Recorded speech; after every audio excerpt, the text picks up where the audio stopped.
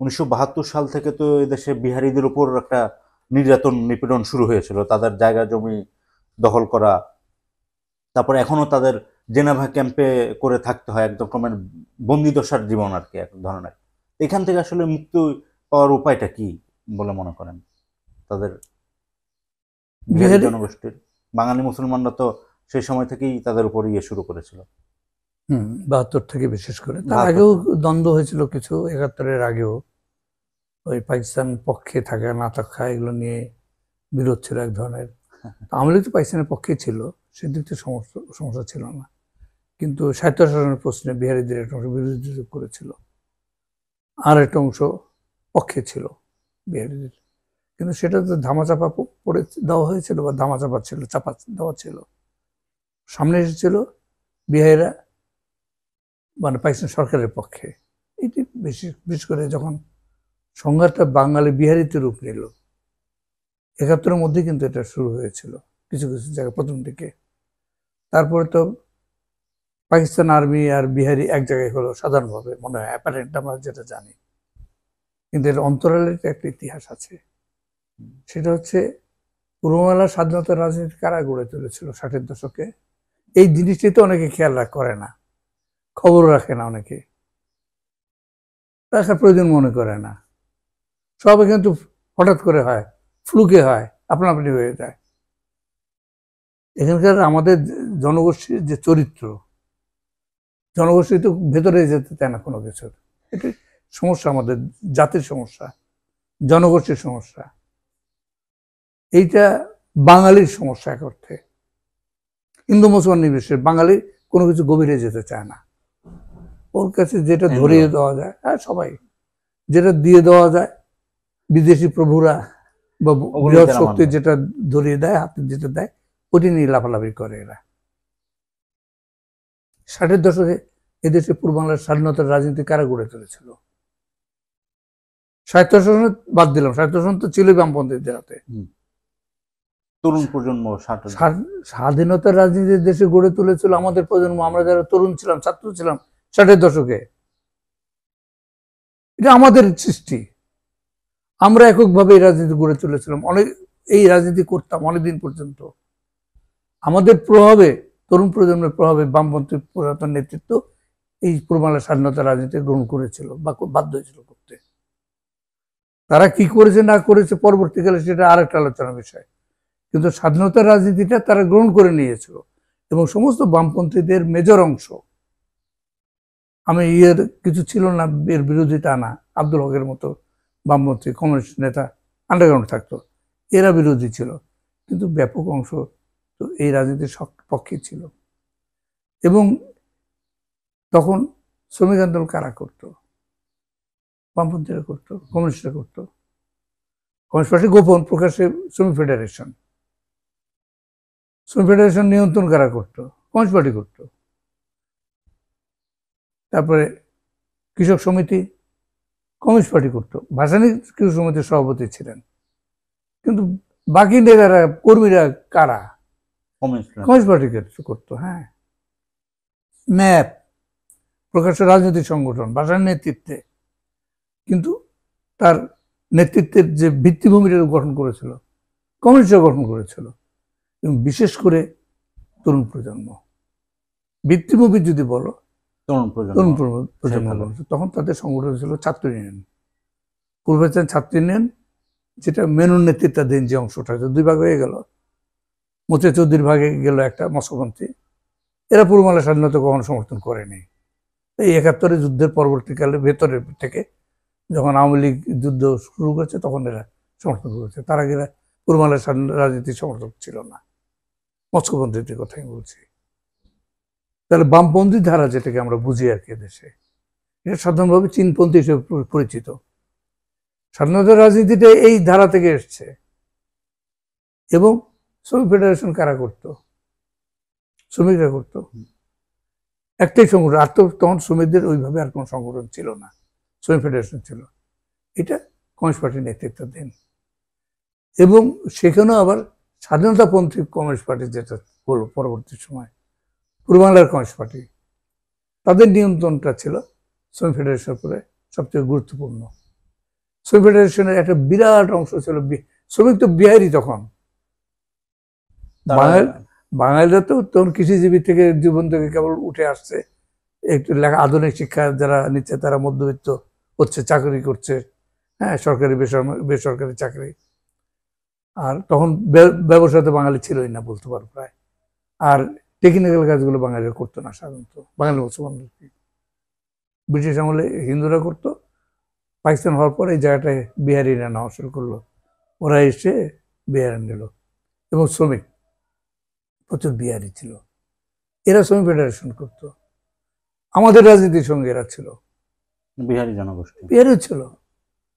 আমার মানে নামও মনে আছে কিছু, যেমন আমি খুব পছন্দ করতাম, আমার বোধহয় এই 2-3 বছর বা 4 বছর হয়তো জুনিয়র ছিল, ছেলে মানুষ, জয়নুল আবেদিন ইয়েতে সৈয়দপুরে শ্রমিক নেতা ছিল, খুব পছন্দ করতাম আমি তাকে।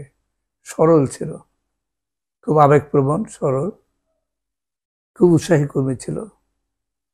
পূর্বাঞ্চলের সাধারণত রাজনীতি সমর্থন করতো। তো আচ্ছা, আমাদের পূর্বাঞ্চল কমিউনিস্ট পার্টি তো স্বাধীনতা ভিত্তিক পার্টি, তার সদস্য ছিল সে। মানে তখন তো বৃহত্তর রংপুর জেলা কমিটির সদস্য ছিল। আমি তো পার্টির সেক্রেটারি ছিলাম তখন, রংপুর জেলা কমিটির আর কি।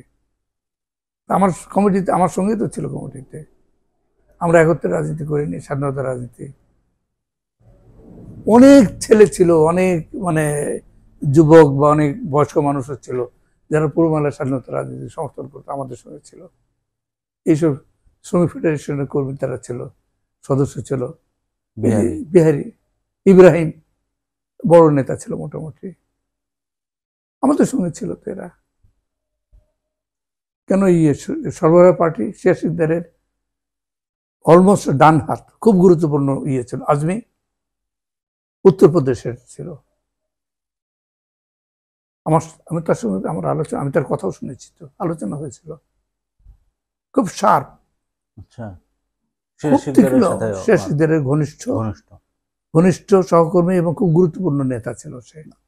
ওনারাও তার মানে পূর্ব বাংলার স্বাধীনতার সমর্থক ছিলেন। হ্যাঁ, মানে স্বাধীন পূর্ব বাংলার সমর্থক। হ্যাঁ, স্বাধীন পূর্ব বাংলার সমর্থক ছিল। এই রাজনীতি করতো, খুব ঘনিষ্ঠভাবে করতো, দৃঢ়ভাবে করতো। এবং সে নিহত হয়েছিল, আমার যতদূর খেয়াল আছে, শেখ সিকদারের মতো সেও আমেরিকার হাতে নিহত হয়েছিল। তো এগুলো মনে হলে দুঃখ লাগে, কষ্ট লাগে। এদের বিহারিদের মধ্যে বড় অংশটা, মানে যত বুঝেছি, এখানেও আমাদের বাঙালিদেরও কিছু ত্রুটি আছে, বাঙালি মুসলমানের দোষ আছে। এরা তো অত বিচার বিবেচনা করে না। বিহারিদের আক্রমণ করেছে, বিহারের পাল্টা করেছে। বিহারিদের রাজনীতি ওইভাবে একটু সচেতনতার অভাব ছিল। আর ওরা তো মার খেয়ে এসছে, পাকিস্তান হিসাবে পূর্ব পাকিস্তানে এসছে, পূর্ব বাংলায় এসেছিল, বিহারে মার খেয়েছে, কলকাতায় মার খেয়ে তো এরা এসছে, একটু উগ্রতা থাকে, সেই সব সমস্যা ছিল। কিন্তু যেটা হয়েছে এদের উপরে ব্যাপকভাবে যে নিধনযজ্ঞটা হয়েছে, দুঃখটা লাগে আমাদের রাজনীতির সঙ্গে যারা ছিল, যেসব গ্রামাঞ্চলে বিহারি, সেই সব বিহারিদের উপর আক্রমণ হয়েছিল। এটি হচ্ছে দুঃখজনক। বাঙালিরা তখন তো উন্মত্ত জোয়ার চলছে, আওয়ামী লীগের জোয়ার। বিহারি মানেই এখন খাদাও, বিহারি খাদাও, খাদাও শুধু না, মারা মারা, মানে যে অত্যাচার হয়েছে বিহারিদের উপরে, এগুলো ভাষায় বর্ণনা করা যায় না। মা বাবাকে দাঁড় করে রেখেছে, গণধর্ষণ করেছে আওয়ামী লীগের নেতা কর্মীরা, মুক্তিযোদ্ধা হিসেবে পরিচয় দিয়ে প্রকাশ্যে গণধর্ষণ করেছে, দেখতে বাধ্য করতো মা বাবাকে। এগুলো ইতিহাস না, এগুলো ইতিহাস। প্রত্যক্ষদর্শীদের কাছ থেকে আমি শুনেছি, যারা ভিকটিম তাদের কাছ থেকে শুনেছি, এই ঘটনা এদেশে ঘটেছে। এগুলো অপরাধ না, ওই মেয়েরা কি দোষ করেছিল? ও তাদের হয়তো কিছু পাকিস্তানের সাথে যোগ দিয়েছিল, তারা হয়তো বা ধর্ষণ করেছিল, তো তাদেরকে শাস্তি দিতে হবে। যারা ধর্ষণ করেছে তাদের শাস্তি দিতে হবে। ওরা ধর্ষণ করেছে বলে আমাদেরও ওদের করবো, ধর্ষণ করবো, কোনোভাবেই এটাকে সমর্থনযোগ্য না। এই অত্যাচারগুলো বিহারিদের হয়েছে এবং তাদের সমস্ত সম্পত্তি আমি দেখেছি। 72 সালে আমি দেখেছি বিহারিতে কারখানার পর কারখানা আমি দেখেছি, আমাকে দেখানো হয়েছে, এই যে এইগুলো এখন বাঙালিরা দখল করেছে, চালাচ্ছে। হ্যাঁ, আমি দেখেছি ছোট ছোট কারখানা, ওয়ার্কশপ, রাস্তার ধারে যেগুলো ছিল অনেক দেখেছি আমি, এই পুরানো ঢাকা বিভিন্ন জায়গাতে আমি দেখেছি। তারপরে এই যে মোহাম্মদপুর, মিরপুর, ঢাকার কত বাড়ি দখল হয়ে গেছে, বেদখল হয়ে গেছে। কত কথা বলবো এগুলো, এই দখল বেদখল মানে করার কত ঘটনা যে আমি শুনেছি, দেখেছি, দেখিয়েছে আমাকে, এই কিভাবে বিহারিদের সম্পত্তি বা বাড়ি বা জায়গা দখল বেদখল হয়েছে, বাঙালিরা দখল করেছে। এই কাজগুলো সারা দেশ জুড়েই তো হয়েছে সারা মোটামুটি। দেশ জুড়ে হয়েছে। এই কাজগুলো মূলত বাঙালি মুসলমানরা করেছে। হিন্দুরা সাধারণত লুটতরাজে যেত না, সাধারণত আমি দেখি নাই, হয়তো গেছে, আমি জানি না, শুনি নাই। মুসলমানদের আমি জানি এগুলো করেছে। আদিতবাড়ি ঘটনায় বলি, লালমনিরহাট, বর্তমান লালমনিরহাট জেলা, একসময় তো লালমনিরহাট রংপুর জেলার ভেতরে ছিল।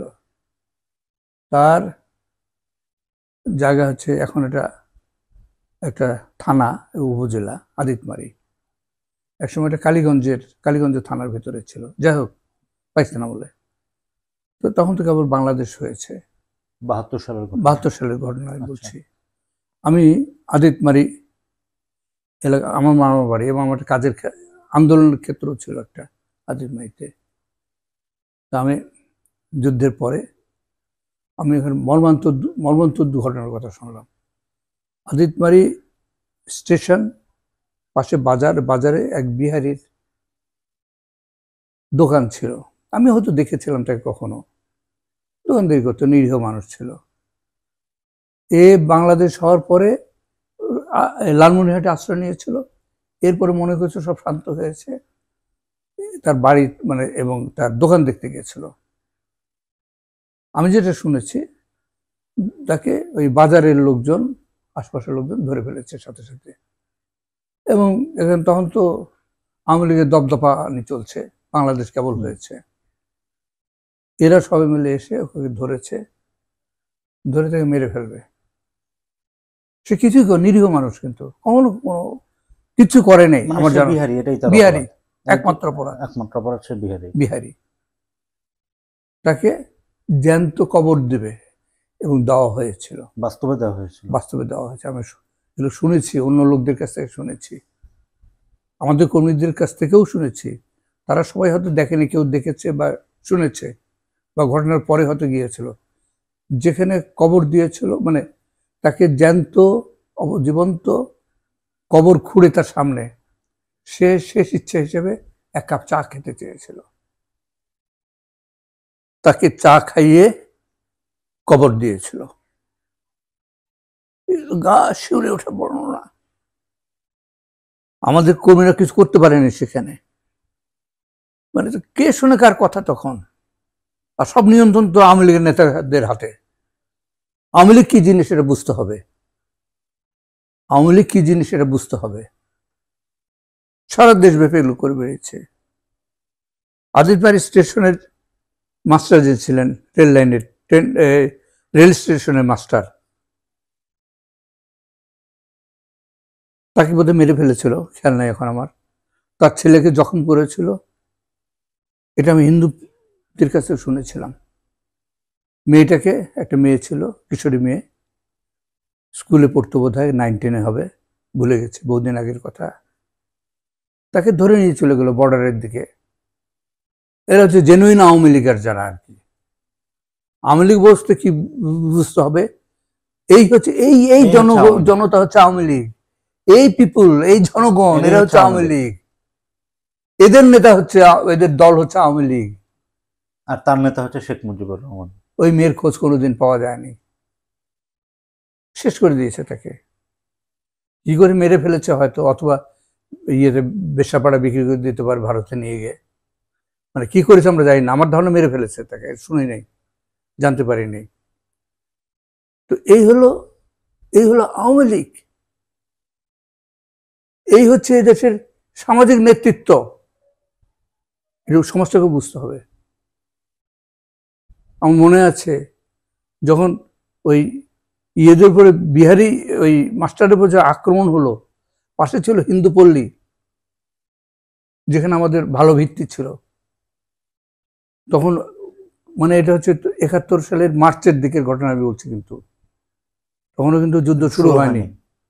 এটা হচ্ছে, ওটা তো যুদ্ধের পরে বিহারি স্বাধীন হয়ে গেছে, স্বাধীন হয়ে গেছে যখন, তখন হচ্ছে বাংলাদেশ প্রতিষ্ঠার পরের কথা আমি বলছি। ওই বিহারি যে দোকানদার আর স্টেশন মাস্টারের ঘটনাটা হচ্ছে স্টেশনে আক্রমণ করেছিল, এটা হচ্ছে 71-এ মার্চে যুদ্ধের আগে। এবং মানে তখন থেকেই শুরু হয়ে গেছে বলা যায় এখন। হ্যাঁ, তখন আমার মনে আছে হিন্দুরা কি আতঙ্কিত হয়েছিল, মোটেই তারা উল্লসিত হয়নি। মানে আমাদের উপর না আবার কখন আক্রমণ করে বসে, মানে তারা ধরে নিয়েছে যে এরপরে মুসলমানরা করছে, তো এরপর আমাদের পালা, এরপরে আমাদের পালা আর কি, ভাবটা এরকম। কথা বলেনি, কিন্তু মানে তারা আতঙ্কিত হয়ে গেছিল। আমাকে বলছিল, দাদা এরপরে আমাদের যে কি অবস্থা হয়।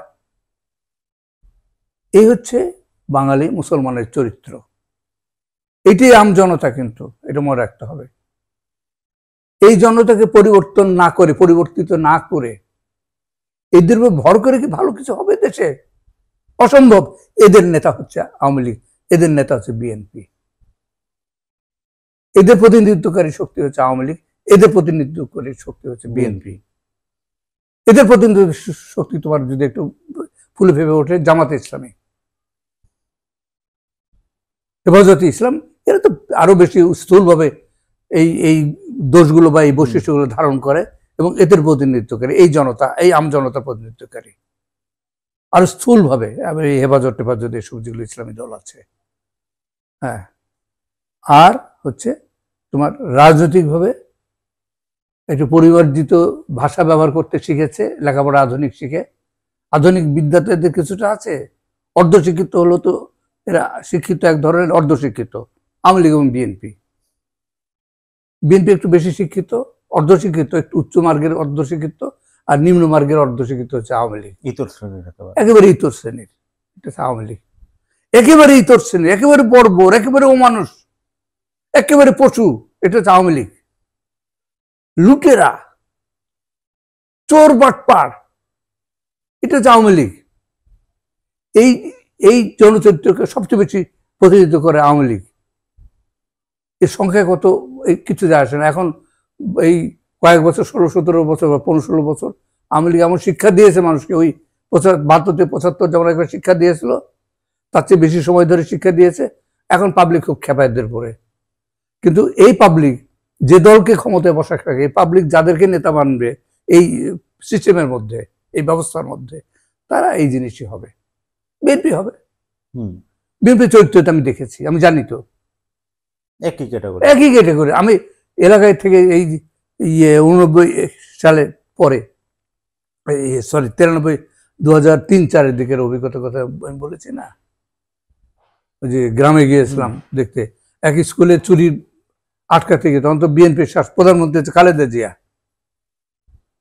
খালেদা জিয়ার মানে কাছে প্রতিকার চেয়ে কোনো প্রতিকার পায়নি গ্রামের লোক, আমি পাই নাই। দুর্নীতিবিরুদ্ধে হিন্দু পল্লীর সাহায্য নিয়ে দুর্নীতির বিরুদ্ধে দাঁড়াতে গিয়েছিলাম, ওই হেডমাস্টারের দুর্নীতির বিরোধিতা করেছিল হেডমাস্টারের পক্ষে। এটার জন্য কি অবস্থা হয়েছিল আমার তো মনে আছে, এবং গ্রামের কি অবস্থা হয়েছিল আমি বলেছি, আলোচনা করেছি, আমার লেখাও আছে। অভিজ্ঞতা, খালেদা জিয়াকে জানিও কিছু হয়নি। তার বোন চকলেট ছিল এই লুটতরাজ এবং দুর্বৃত্তায়নের, সে লিডারশিপ দিয়েছে, নেতৃত্বকারী ব্যক্তি। চকলেট, নূরজাহান হক চকলেট, তখন দিনাজপুর ফুলবাড়ির সে ছিল, এমপি ছিল, দিনাজপুরে থাকতো। এই যাবতীয় আমাদের এলাকায়, আমার বাড়ি তো দিনাজপুরে, দিনাজপুরে খানসামা থানায়, খানসামা উপজেলা, ওইখানে যে ঘটনাগুলো ঘটেছিল সেগুলো আমি প্রত্যক্ষ করেছি, কিভাবে বিএনপি লুটতরাজ করেছে এবং এর প্রতিবাদ করতে যাওয়াতে কি অবস্থা আমার হয়েছে আমি জানি, আমারটা তো আমি জানি। হেডমাস্টার তো চাকরি গেছে, মারধর খেয়েছে, জেল গিয়েছে, জেলেও তাকে নিয়েছিল। আমার তো এই অভিজ্ঞতাগুলো আছে। এই পাবলিকের ভরসায়, মানে এই পাবলিকের ঘাড়ে ভর করে যারা আসবে তারা কি হবে? পাবলিকের ঘাড়ে ভর করতে আন্দোলন করে আসবে না, আসবে ভোটের মাধ্যমে, নির্বাচনের মাধ্যমে। নির্বাচনের মধ্য দিয়ে এই জিনিসই আসবে। যাক, আমি মনে করি আমাদের এগুলোর অভিজ্ঞতার, আমার নিজের অভিজ্ঞতায় মনে করি এগুলো পুনর্মূল্যায়নের প্রয়োজন আছে, এবং অনেকেরই অনেক অভিজ্ঞতা আছে, সেই অভিজ্ঞতাগুলো তুলে ধরা হয় না। এইগুলো হচ্ছে প্রচারের ঢক্কানিনাদের তোড়ে সব তলিয়ে যায়, যেভাবে ঢাকঢোল পেটানো হয়, এই আওয়াজ মিলিয়ে যায়, একেবারে আসল ঘটনাগুলো মিলিয়ে যায়। এইটার বিরুদ্ধে এখন কথা বলার সময় হয়েছে, বলতে হবে। আমাদের তার ওই নির্বাচনের চিন্তা নাই যে ভোটে দাঁড়াবো, এমপি হব, কোনো দরকার নেই। সত্য যেটা মনে করি সেটা বলবো, সেটা বলতে হবে। অন্তত কিছু লোককে তো সত্য কথাগুলোকে বলতে হবে, যেটা ঘটনা সেটা বলতে হবে। লক্ষ্য হচ্ছে এই জাতির পরিবর্তন। এই জাতি মহৎ কিছু না এখন পর্যন্ত, ওইসব গল্প করে লাভ নাই। এক ভাষা আন্দোলন নিয়ে লাফালাফি করে বলে লাভ নাই। ভাষা আন্দোলন হয়েছে তেমনি এই ঘটনাগুলো তো ঘটেছে। এই যে কিছু বললাম সামান্য, এত যদি এই জাতি এত উন্নত হবে, এরকম অবস্থা কেন আমাদের? আমাদের এই জায়গাতে বেরো হতে হবে। বেরোতে গেলে তো প্রথমে তো আত্মসমালোচনার প্রয়োজন আছে, আত্মস্বীকৃতির প্রয়োজন আছে। এই কাজগুলো তো আমাদেরকে করতে হবে। আমি মনে করি এই দিকটাতে এখন আমাদের মনোযোগ দেওয়া দরকার। সস্তা জনপ্রিয়তার দরকার নেই, সস্তা হাততালির দরকার নেই।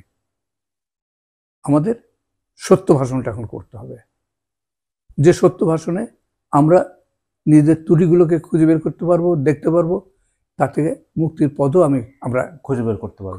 বের করতে পারবো। ঠিকই আছে, ঠিক আছে।